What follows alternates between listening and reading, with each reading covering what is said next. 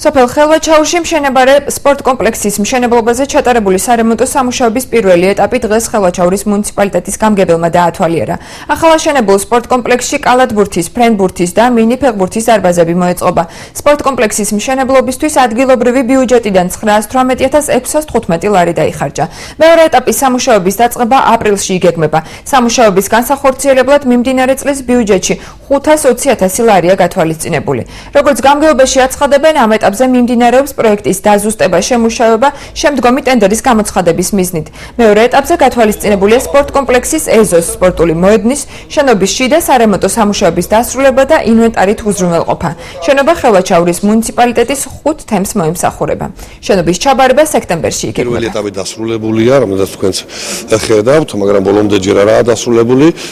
მე ვფიქრობ კი არა ამ წელში დასრულდება, შემოდგომამდე უნდა დასრულდეს. აპრილში დამთავრდება მეორე ეტაპის ტენდერი, ტენდერში გამარჯვებული გამოვლინდება და ზაფხულში მე ვფიქრობ, რომ დასრულდება. ბოლომდე ვერ ვიტყვი, მაგრამ ერთი ძირითადი ნაწილი, რომელიც უკვე საშუალებას მოგვცემს, რომ ხელვაჩაურის სპორტ კომპლექსმა საფუძვლიანად იფუნქციონიროს. აქ გზას იყრის, ესე იგი, კვეთრაში არის სოფელი შარაბიძეები, სოფელი გემურავლი, სოფელი ზანაქიძეები და სოფელი ხელვაჩაური. საერთო მოსახლეობათა რაოდენობა დაახლოებით არის 1500-მდე კომლი. ცხადია, რომ როდესაც ეს წყობაში შევა და ფუნქციონირებას დაიწყებს, მეზობელი სოფლებიდანაც, მეზობელი თემებიდანაც მოვლიან აქ და მონაწილეობას მიიღებენ არა მარტო შეჯიბრებაში, არამედ წუთნებს გაევლიან